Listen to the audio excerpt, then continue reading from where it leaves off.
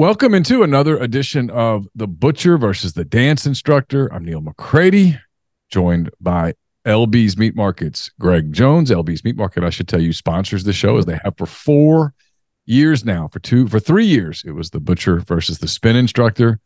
We kicked the Spin Instructor to the curb. Maybe we'll have a guest appearance from the Spin Instructor next week. The Dance Instructor has taken over and is dominating in year one in her debut. But Greg's slowly catching up. It's becoming a contest again. We'll talk about that in a minute. But first, welcome into the show, guys. It's Greg Jones, Caroline McCready about Legacy for the Center for the Performing Arts. Yeah, good. In Fayetteville, Arkansas. She's a dance instructor. She's got some dance instructing to do here later today. Greg Jones, of course, the butcher at LB's Meat Market, 2008 University Avenue in Oxford, right across the street from Kroger. It's as we tape this 8 days before Thanksgiving. We were doing our pre-show talking about dips. We might end up talking about said dips on this show here in a minute because I like dips a lot. Greg likes dips a lot. I think Caroline likes dips a lot. Most people like dips. So we'll talk about that. LB's is doing turkeys this year. We'll talk about that in a minute. Let me tell you this real quick, though. 2008 University Avenue in Oxford, right across from Kroger. Go in. LB's is awesome. I mean, it's awesome. I love LB's. Everybody that I know loves LB's. The best cuts in beef, pork, chicken, house-made sausages, seafood, lunches on Thursdays and Fridays, the bacon, the stuffed jalapenos, the stuffed mushrooms, the bacon-wrapped asparagus. They got all sorts of stuff. They're awesome. People there are great. Greg's mom's awesome. Everybody there is terrific. So you'll go in. Don't forget when you go in on the left side, they've got the freezer case that if you're not in a hurry, you want to save yourself a couple of bucks, go over there. Got lots of stuff there, lots of sausages, everything else that you can just take out. You can thaw in some cold water, and it's good as new in an hour or two. And you can save yourself a couple of dollars. If you don't have time and you're in a hurry, everything else is on the right. So you can check that out as well. Welcome into the show, guys. Hello. Hello. I took a couple of frozen stuff down to Venice. I made a little quick trip down there, and I did 2 pork chops. I did one of the steaks and twice baked potatoes. I'm trying to think what else. And so a pack of frozen sausage, and it was perfect. It stayed frozen in my little cooler and everything like that, and had it the next day. So the freezer stuff is good travel stuff. It's already vacuum sealed up, and if you're going to put it in your freezer, you save $2, and you have LB's in your freezer, and you can have it whenever you want. So, yeah, the freezer stuff is awesome. One last home game here in Oxford this weekend. Louisiana Monroe heading to town, 11 a.m. on SEC Network. We'll talk about that in a minute, obviously. But the bigger story, I think, from a food cooking standpoint, no offense to the fine folks from Monroe, but is Thanksgiving. Thanksgiving right around the corner. Kind of got to plan Thanksgiving. I'm excited about Thanksgiving. We're doing it at our house this year. My parents are coming over. We usually go to their house, but they're coming to our house this year. I was going to do a turkey. I'm probably still going to do a turkey because I'm super excited about doing a turkey, but Greg's doing lots of turkeys for people too. Greg, you guys are frying them and smoking them there at LB's? Yep, frying and smoking this year. So you can get your order in, and we'll get you taken care of. And I think we're going to do all pickup on Wednesday. So Wednesday's the last day for pickups. We would like for pickups to be on on Tuesday, so we can have like the extra day, for extra pickups and stuff like that. So, all you got to do is just call the store and tell me if you want a fried one or a smoked one, and we'll put your name and telephone number and give you a call when it's ready, and you can come and pick it up. But we're shooting for pickup on Tuesday to Wednesday. So you'll have the turkeys. People just call and order the turkey. You'll do it? Yep, just call. We'll do it, everything. All you got to, Mom got the magic wand. She bought the magic wand for us, so we can just wave the magic wand and have you a smoked turkey or a fried turkey. So, yeah, it's convenient because, there's some people, there's not a lot of people like you that want to, stand over the grill and smoke it and, have your mimosa and watch your football all day. There's some people not like that. There's some people that would rather whatever, not do it, but we can take care of it, and we can get fresh turkeys also. I ordered a couple cases of the free range turkey from Joyce Farms, which is a really, really, really good turkey. It's not one of those butterball turkeys. So it's a total total different product. So you can definitely do the thing. And then I was thinking about doing the trash can turkey. I'm a big trash can turkey guy. I love the trash can turkey. Let's walk through the trash can turkey again for the people, because I always think this is fascinating, the way that you do the trash can turkey. So you just get like a metal stake, and you just put the metal stake in a nice open area that doesn't have pine trees or anything close by to where anything can get caught on fire. So just put a metal stake down, and you take the tinfoil and you wrap the metal stake with tinfoil, and just kind of creating like a stand for the turkey.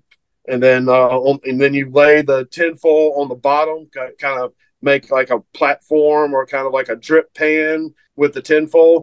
And then once you create the drip pan with the tinfoil, you just basically make sure you have a couple of tinfoil on the outside of the trash can, and then just I think it's a 5-pound bag of charcoal or it's like 1 pound of charcoal for each pound of turkey that you're smoking. So you just line the outside of the garbage can around with charcoal, and then light the bottom, and then put a pound of charcoal on the top of the can, and just sit back and drink six beers. I think it'll be ready in like an hour and 45 minutes or 2 hours. I think it was an hour and 45 minutes, but yeah, it literally just until the coals burn out. So it creates its own kind of smoking apparatus. And it's the trash can, like the Oscar the Grouch trash can, like the Silver tin trash can. Yeah. So, but yeah, no, there's a YouTube video.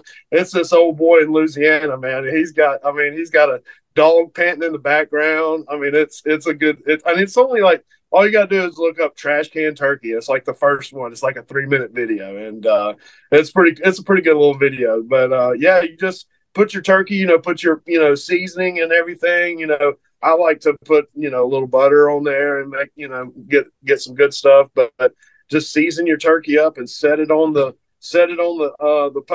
pole. Put the trash can over it. Line the outside up with charcoal, and then put a pound of charcoal on the top and let it burn. And you got a trash can turkey in about an hour and 30 to 45 minutes. What's your favorite part of Thanksgiving, Caroline? My favorite food? Yeah. It kind of depends on the year. I love Judy's like sweet potatoes with like the pecans, like not the ones with the marshmallows, but like the casserole, I guess. Sweet potato casserole. Yeah. And I like the stuffing. Yeah. Isn't that funny? She calls it stuffing and I call it stuffing, and people argue with us because it's dressing. Yeah, dressing, right? It's dressing. I think I go back and forth, like dressing. I do too, and people fight with me on it. I'm like, I don't mean it. It's not a personal thing. Just chill out. Yeah.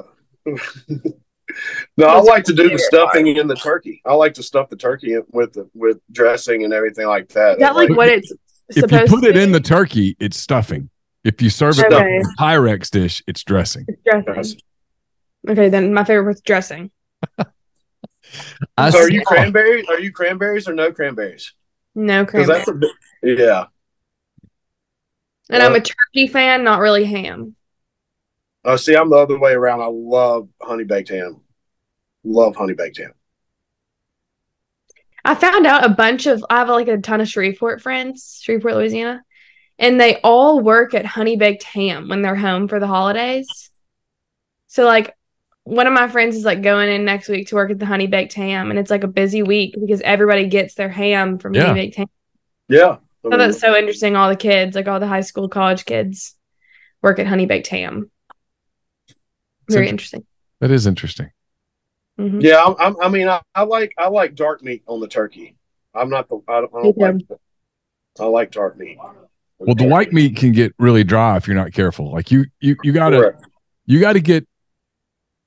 You gotta know what you're doing.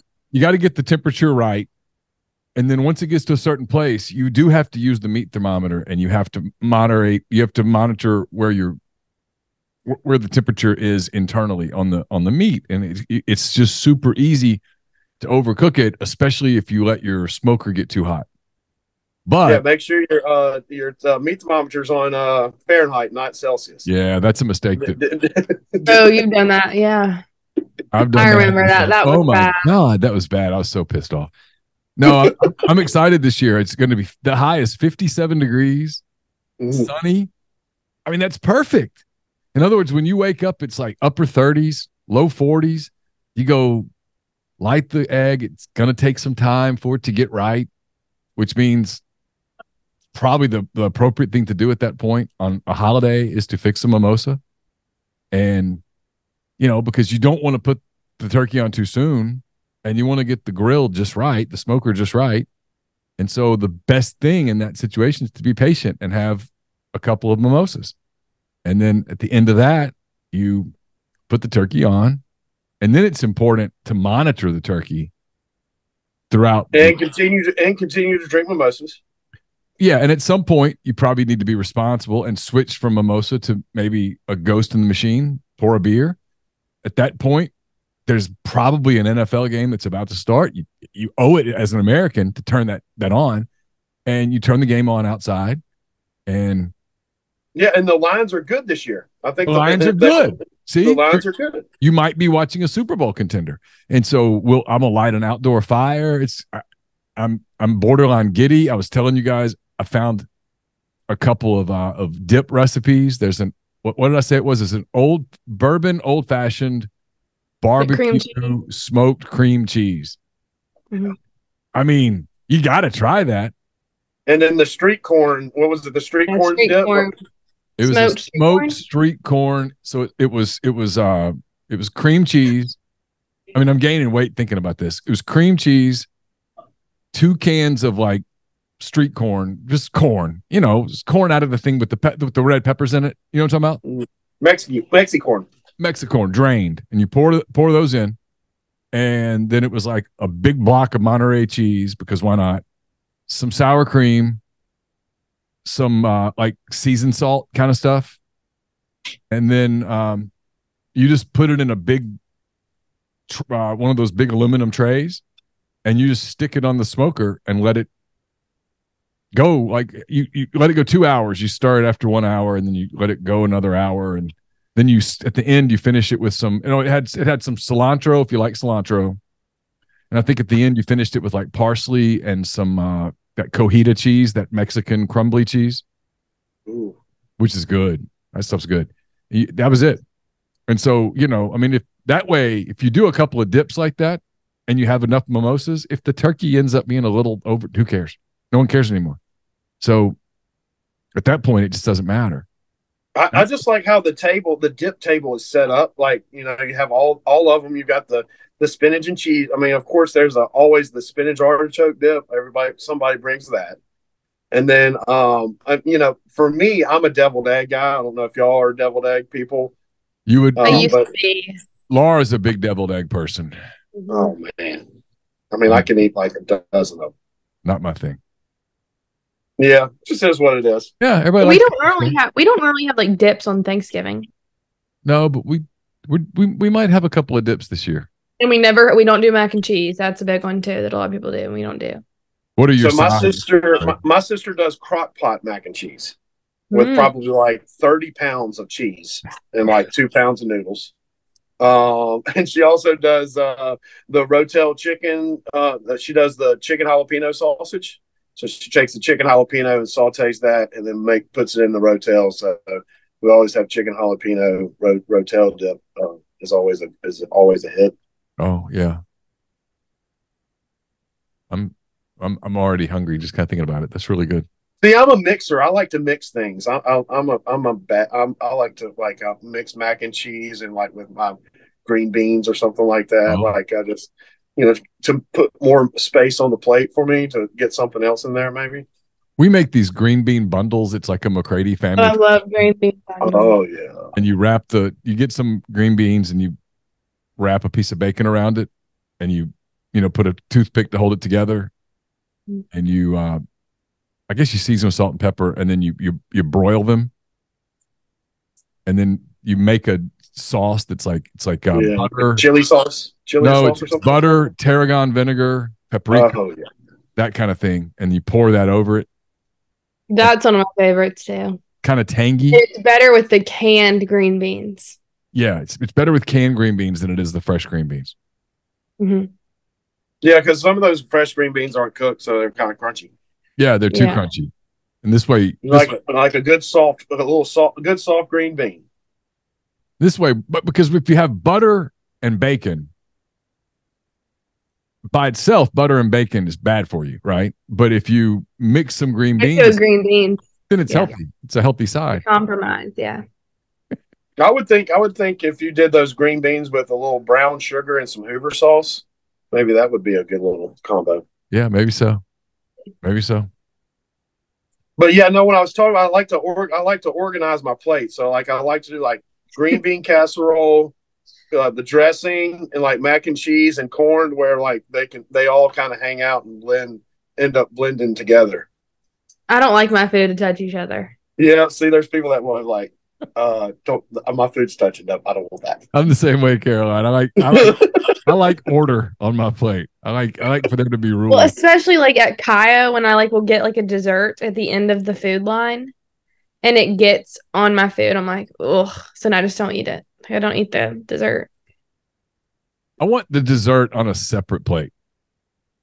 Yeah, but we don't have off on an island by itself, and then yeah, but I have to like get in the food line again, and oh yeah, and then we only have a scoop of ice cream with a pecan pie on top of it, and just eat.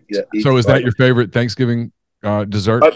I like a good pecan pie or pecan or pecan, whatever. There's so many pronounces, so I like pecan pie with some caramel. Oh yeah. Caroline, what's yours? And then banana pudding too. I gotta have a little banana pudding. My favorite dessert? Yeah, for Thanksgiving. I don't know. I think pumpkin pie is a little bit overrated. But what do we even have? Like, what does Judy make? She usually makes a pumpkin pie because Carson loves pumpkin pie. But Carson's like really watching his diet now, so she'll make a pumpkin pie and it'll just sit in the refrigerator forever because he's afraid to eat it in the middle of soccer season. Oh Lord. She'll usually make a pecan pie.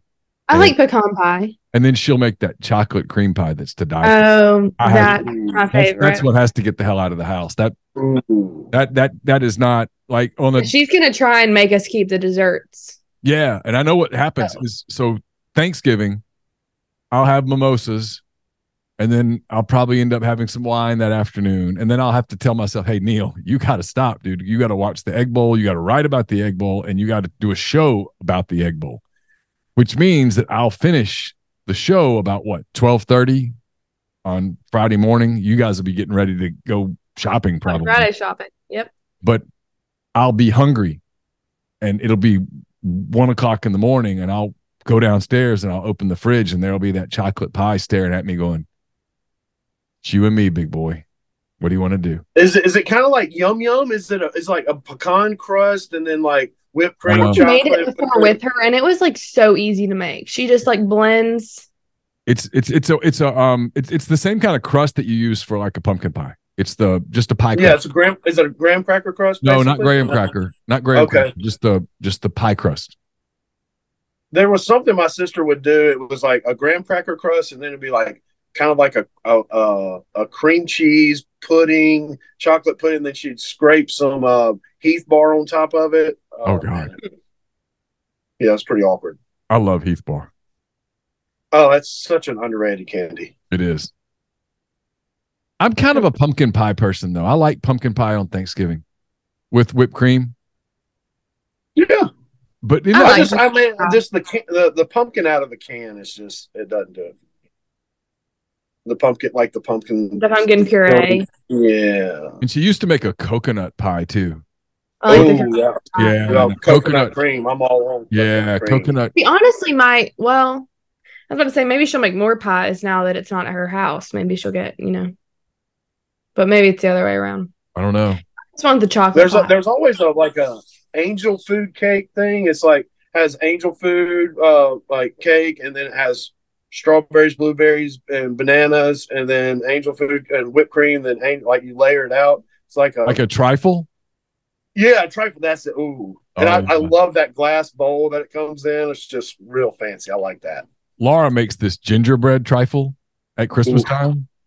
That is, again, it's another one of those things where I'm like, that's got to get the hell out of this house. That's got to go because it's got to go. That That cannot stay here. Yeah. Are you thinking about deep frying the Cornish hens?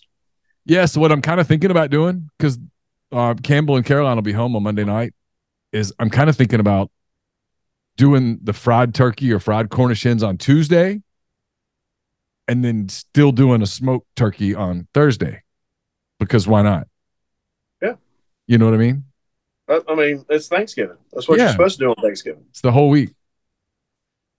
And it's I think we're going to be closed that Thursday, and I'm trying to talk my mom into closing Saturday and Sunday, but she was like, "Don't you think people are going to want a steak after all this Thanksgiving leftovers?" I go, "You're right, Mom. She's right. You're always right. I don't know what I was thinking. I just was not thinking. So that's why she's the boss." Well, because by Friday night you're turkeyed out. Like you're ready for something. Leftovers. You're ready for something totally different. Like I don't even want the leftovers anymore. And if there are some leftovers, I want a steak. I agree. So I think that's why we're going to be open Saturday and Sunday. You could close Friday and you're good to go because people eat the. Yeah, we'll be closed Thursday and Friday. I'm going to be closed Thursday and Friday. I'm taking my mom's advice because moms are always right. All right.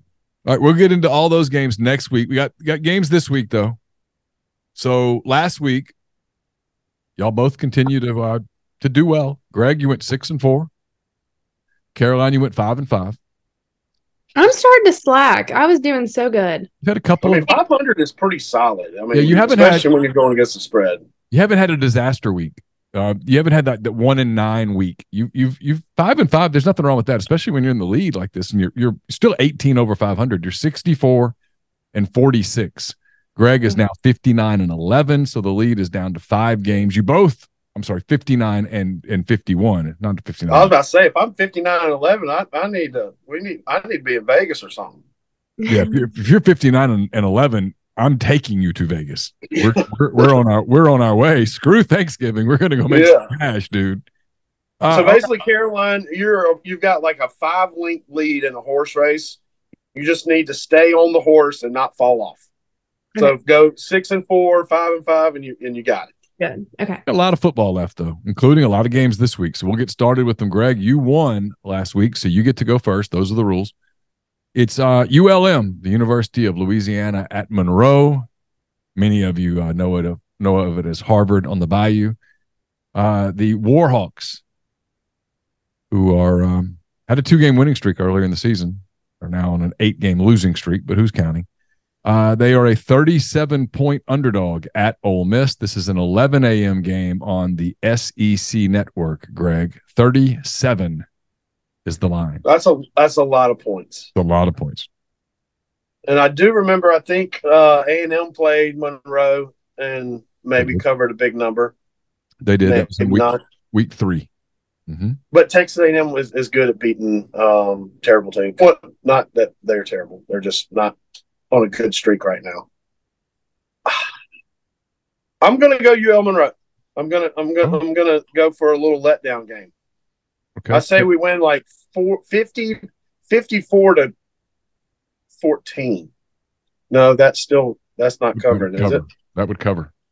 Okay, I'm gonna go Ole Miss. Switch me back. Okay. I'm gonna trust the Ole Miss defense to stop them in the fourth quarter. All right, Caroline. Greg is going to take Ole Miss and lay 37 points against the Warhawks. I'm going to take Ole Miss too because I'm looking. I just Googled. And based on Texas A&M and Ole Miss were 3 points apart, and then Texas A&M and ULM were 44 points. So I'm going to go with Ole Miss. I think it's smart. I do. I think Ole Miss is going to boat race them. All right. Southern Miss. This is a battle of one of the battles of Mississippi. This is in Starkville. Southern Miss, Caroline, heads to Starkville. This is an 11 a.m. game on ESPN Plus. In other words, you have to stream it. Southern Miss, Caroline, is a 14-point underdog in Starkville. Mississippi State fired Zach Arnett on Monday. Yeah, Monday morning. So interim. How much was his buyout? Like $4.5 million. Nothing compared to Jimbo's. We'll talk about Jimbo's in a minute. I saw that tweet. It's ridiculous. It's incredible. He's like going to be getting paid like $7 million in 2037 or something like that. Yeah, we get to A&M. We don't get to A&M, so we'll talk about it now. Jimbo Fisher, Caroline, the Texas A&M coach, was fired on Sunday. They have Texas done bad. They've lost 4 games, so they fired him. Their standards are very high. Yes, Yeah. Jimbo Fisher, Caroline, Texas A&M must pay him $19 million by January the 11th. But that's not all. That's not all. Yeah.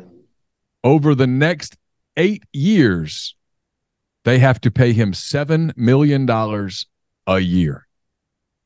Holy Every crap, year. that's so much. Yeah. Why He couldn't doesn't need to work ever. He should just be done. Yeah. Why couldn't you grow? You need to grow up to be a football coach. You need to get fired, have a big buyout, and just drift off into the sunset. Yeah. And just be a parent. I mean, that's what Coach O did, right? Yeah. Well, he got about 17 million. Yeah. And his line was great. He was like, just tell me what door to walk out. Yeah. Now he's doing, I think I saw a commercial the other day. He's doing like some Rowback. sports. Yeah. He's like, We're doing Like if Sam Pittman gets fired, how much will he get? It'll be low, right? It's around 10 million. Oh, that's not low. No, I could make it. Nothing's. especially when there's Mill involved. Yeah. Gosh. Living the dream. I mean, like, isn't Matt Luke still getting paid? Like, he's still getting paid for like next 4 or 5 years? Yes. Wow. I did. I definitely am in the wrong profession. Man, somebody come in. Imagine. Someone walk in there and go, Greg, you're fired. Here's $70 million. Like, hey, look. I'd say I'd kiss him right on the mouth. I mean, I just really, that would break my heart if somebody came in and offered me $70 million for me to never show up at LB's ever again. Like, I don't want you to show up at LB's. Do not show up at LB's ever again. Here's $70 million.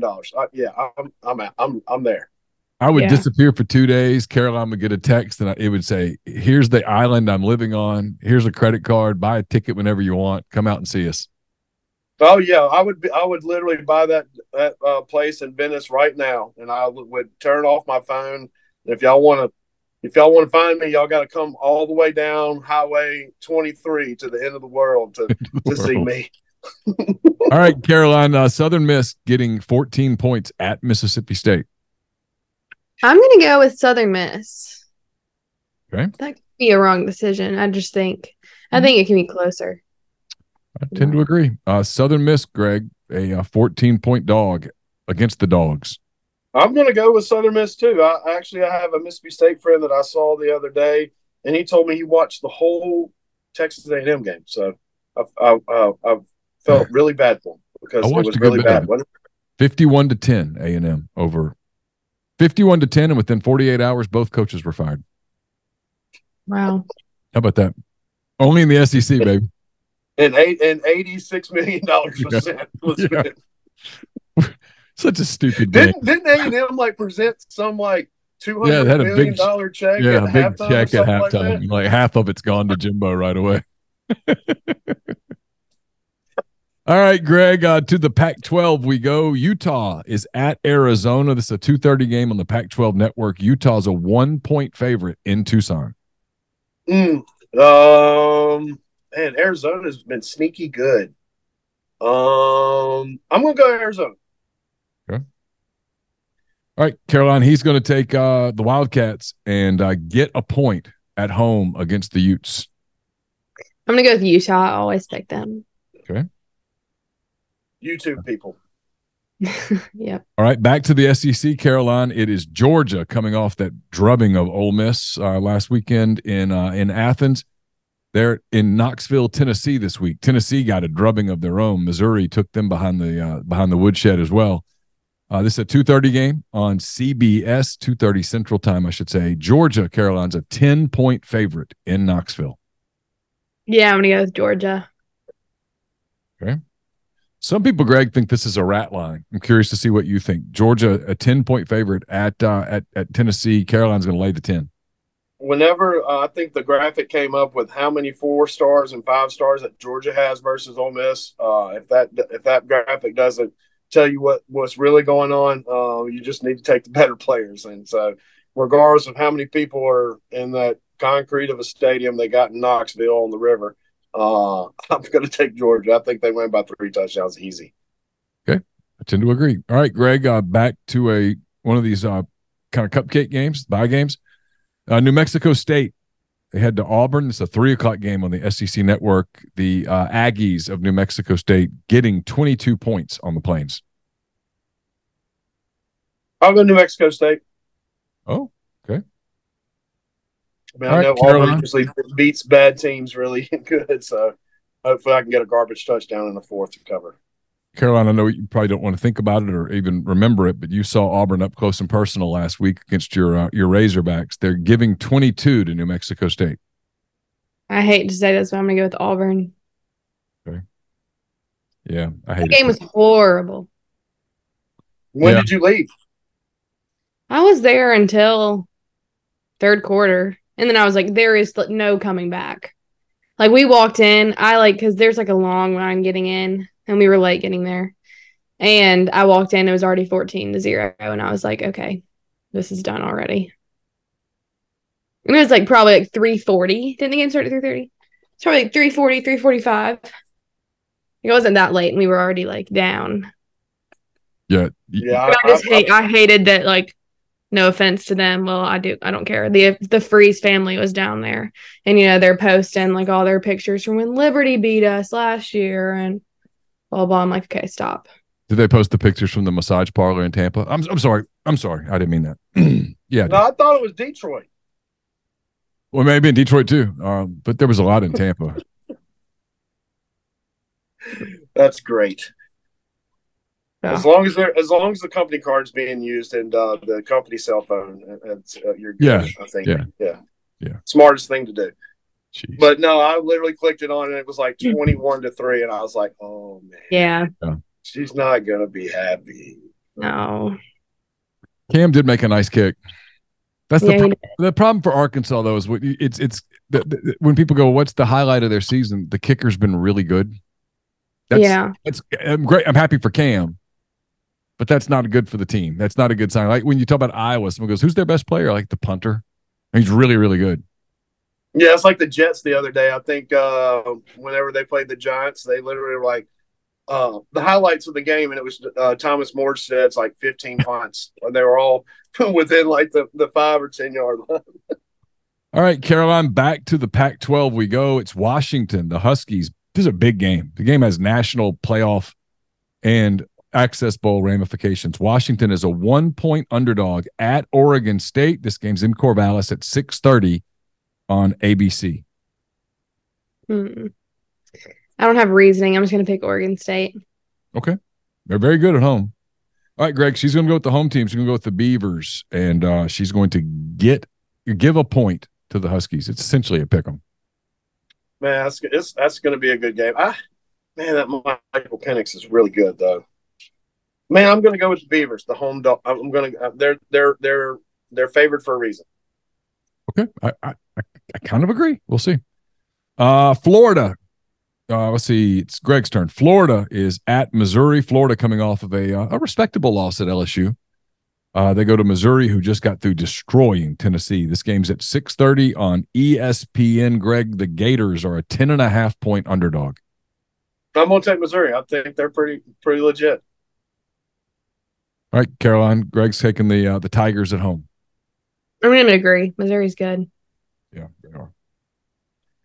All right, Caroline, a game in Fayetteville, the one next to last game in Fayetteville for the year. Mm-hmm. Florida International, the Fighting Mike McIntyres, they head to Fayetteville. This game's at 6:30 on ESPNU. FIU is a 32-point underdog at Arkansas. I don't know. I just don't have faith in Arkansas. I think that's a lot of points. Okay, so you're I'm over it. I'm going with FIU. FIU, okay. All right, Greg, she's going to take the what are they? Yeah, I'm going to have to agree, unfortunately. I think the bags are packed. The train is so loud. Sorry if y'all can hear it. There's a train behind my house. I did not hear it. I thought that was the football team leaving, getting on the train, leaving. I figured that was the train coming to get Big Sam to take him away. Yeah. Maybe it is. What's the word in Fayetteville? Sam going to make it? No. People are saying that apparently like half the football team is transferring if he doesn't get fired, which I'm like, who heard that and how did y'all hear that? Yeah. He was like friends with a football player that like just told them that. But that's like word on the street, and then he's leaving.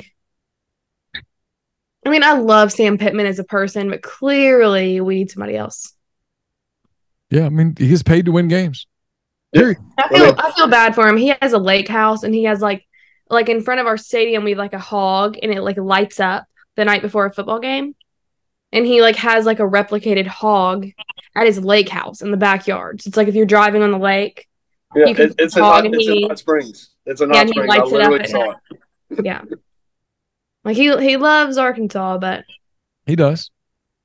But yeah, you're paid to win games. Yeah, I mean, like, do you want a really nice guy or do you want to win football games? I mean, that's kind of really, really tough to go. But there's never going to be a really nice guy that wins football games. I mean, not many. Not many. Mean, I can't even think of one. I mean, Nick Saban probably is a nice guy. I mean, I don't know.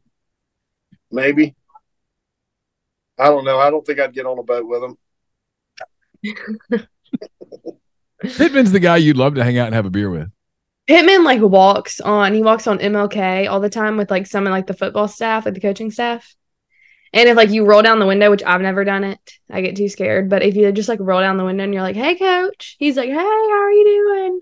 Like he's so friendly. Yeah, it's a shame. You really would love to see someone like him have big success. It just hasn't worked. All right, Gregory, back to the SEC. It's Kentucky, the Wildcats, coming off a pretty poor performance against Alabama. They go to South Carolina. This is a game that kicks off at 6:30 on the SEC Network. Kentucky is a 1.5-point favorite in Columbia. Man, Kentucky showed no fight, and the basketball team got beat too last night. So sad times in the Bluegrass State. Yeah, I'm going to go South Carolina at home. They're a different team at home, so I'm going to take the Gamecocks at home. All right, Caroline, he's going to take the Gamecocks and get a 1.5 at home against the Wildcats of Kentucky. Big Blue. I'll take South Carolina too, since they're at home. Okay. All right, one last game. This slate, Caroline. It's Georgia State out of the Sun Belt. Friends of the McCready and Siskey show. Georgia State at LSU. Georgia State getting 30 points in Baton Rouge against Jaden Daniels and the Tigers. This game kicks off at 7 on ESPN2.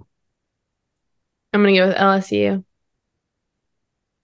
All right. She's going to take the Heisman leader and the Tigers and lay 30, Greg. Yeah, I'm going to take LSU too. That Jaden Daniels is something else. He is. I think he got my Heisman vote last week. Pretty sure. He's the best player I've seen. He's phenomenal. Not his fault that their defense sucks. So, and that the referee can't call a targeting in that game. Yeah, I was wondering he didn't get knocked out. All right, real quick again, because we're coming up next time people see the show, it'll be probably next Tuesday or Wednesday, so we'll be way close to Thanksgiving. If people want to get in touch with you about ordering or about turkeys, whatnot, how do they do it? Yeah, always call the store, 662-259-2999. I've got the Instagram page up right now, so I've got a couple DMs about turkeys right now. Call the store. It definitely helps us out because that's what we want to do. We want you to call and get you taken care of because sometimes we might not have the things that you need, but we can definitely order. I know Neil said something about the Cornish game hens.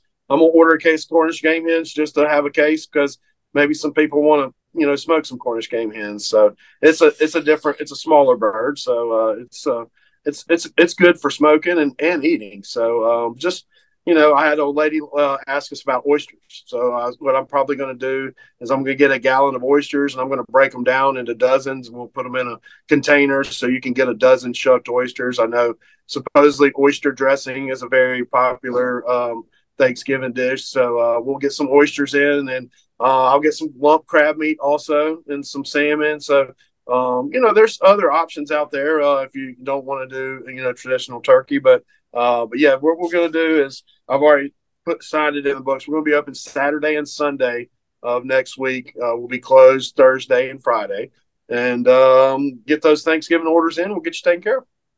Awesome. All right, Caroline, I know you're coming home Monday. What's up this weekend? Nothing much. I have slating for Kaya, so I'm not going to go to the game Saturday. I'm going to go to Rogers and try and distract myself. And then I'm excited to come home Monday. It'll be nice. Yeah, everybody send some positive vibes Caroline's way, please, on Sunday, late afternoon, early evening. Just send a positive vibe Caroline's way. That's a request. The early Christmas present for Caroline, for Caroline's mom. Just send a positive vibe Caroline's way, that things work out the way Caroline wants them to work out. Do that. Yeah. We'd appreciate it. Greg, what about you? What you got planned? Just work? I don't know. I mean, my filly is running in her first race in New Orleans on Friday. So my mom was like, "Are you going to drive back down there?" And I was like, "I don't know, Mom." So I'm thinking about going down and watching her race on Friday since it's her first race. I don't know. Just going to work at the store and go through the routine. And since the game is on Saturday at 11, we're going to be 1 to 6 on Saturday. So whenever it's an 11 o'clock game, we do 1 to 6. So whenever it's a night game, we do 10 to 3. So we'll be open from 1 to 6 on Saturday and 1 to 6 on Sunday. And we'll do the lane trains for 2 for $20 on Sunday. And I'm going to be making a bunch of sausage. I'm going to do a lamb sausage. I was thinking about doing a turkey sausage or some kind of Thanksgiving sausage. I'm pretty sure you're familiar with the turducken. Yeah. So I was thinking about making a turducken sausage. Oh, okay. So maybe we'll figure. I'm going to figure something out. So you'd probably have to do that because if you do a turkey sausage, you don't have a lot of fat to work with. Correct. So I got to put either some of that duck trim in it or some pork trim. So we're going to figure something out. So I think I'm going to attempt to do a turducken sausage this weekend. All right. Sounds great. We'll be back with an early edition of the show next week. We'll go over rivalry week. We'll have the Egg Bowl, the Iron Bowl, Arkansas, Missouri, Tennessee, Kentucky, or Tennessee Vandy. I don't know. Tennessee Vandy. We'll have all those games next week that we'll talk about. Army Navy. Isn't Army Navy next week? That's the week after. Week after. They have their own week. Yep. So we'll get into rivalry week next week and ranked games and those kind of things. And we'll get one last Thanksgiving primer at the time too. So have a great weekend to everybody. Really appreciate all the people who are watching the show. Views were up again last week. Listens were up. Please tell a friend, share on social media. It's a lot of fun. And make sure you share about LBs so that people who want to get a smoked turkey, a fried turkey, can do that. Greg didn't do that last year. He's doing it this year. So make sure you spread the word that they're doing that at LB. So for Greg Jones, for Caroline McCready, I'm Neil McCready. That does it for this edition of The Butcher versus the Dance Instructor presented by LB's Meat Market. We'll talk to you again next week. Bye.